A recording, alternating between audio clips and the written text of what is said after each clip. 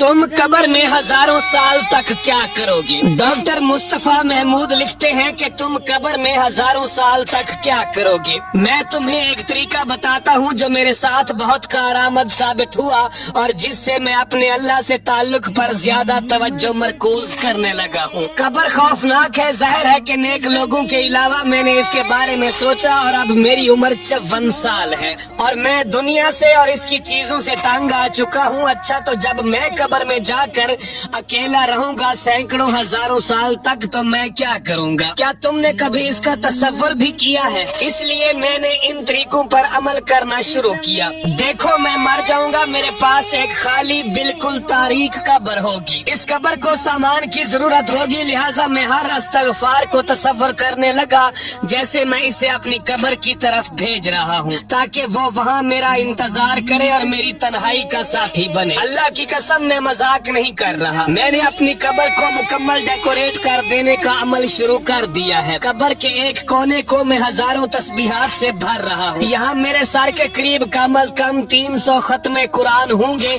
जो मेरे लिए आरामदेह बिस्तर का सबब बनेंगे। हर रुकू को मैं ये तसव्वुर करके अदा करता हूँ कि मैं इसे कब्र में अपना जखीरा बना रहा हूँ। हर कोई मुझे छोड़कर अपने घरों को चला जाएगा और मैं अकेला रह जाऊंगा। शायद हजारों सालों तक मेरे बच्चे चंद सालों में मुझे भूल चुके होंगे। लिहाजा मुझे कब्र में साथियों, रोशनियों और जन्नत के जैसे मनाजिर की जरूरत होगी। मैं तस्बीहात, जिक्र कुरान, नमाज और सदका सबको अपने साथ तसव्वुर करता हूँ कि वो मेरे दोस्त होंगे, मेरे साथ वहाँ हंस रहे होंगे और बातें करेंगे। नबी करीम सल्लल्लाहु अलैहि वसल्लम पर दुरूद पढ़ना मैंने अपने मामूलात का एक अहम अमल बनाया है। ये वहाँ हमारी महफिलों में भी शामिल होगा, ठंडे पानी की तरह, खूबसूरत लिबास की तरह। मैं ये चाहता हूँ कि मेरी कब्र की जिंदगी इस दुनिया की जिंदगी से भी ज्यादा खूबसूरत जिंदगी हो। क्या ये बेहतर नहीं है कि मैं वहाँ जाकर गीबत, चुगली, हसद और दीगर दुनियावी गुनाहों के नतीजे में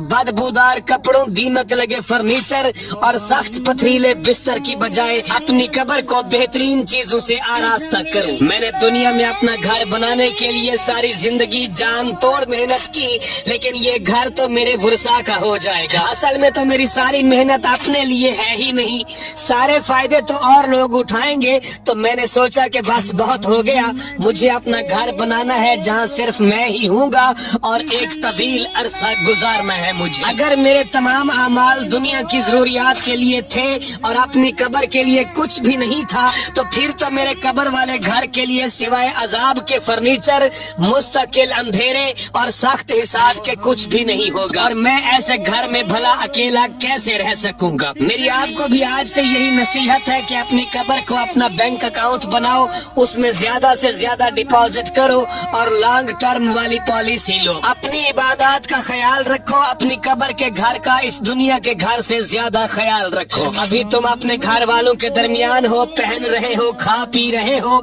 आराम से घर वालों के दरमियान सो रहे हो और तुम्हें तुम्हारी तमाम जरूरियात मयसर है, फिर भी तुम अपने हालात से नाला रहते हो, हर वक्त कोई न कोई शिकायत करते रहते हो। तो सोचो, जब तुम जमीन के नीचे होगे और सैकड़ों हजारों सालों के लिए होंगे तो वहाँ तुम्हारे साथ कौन होगा?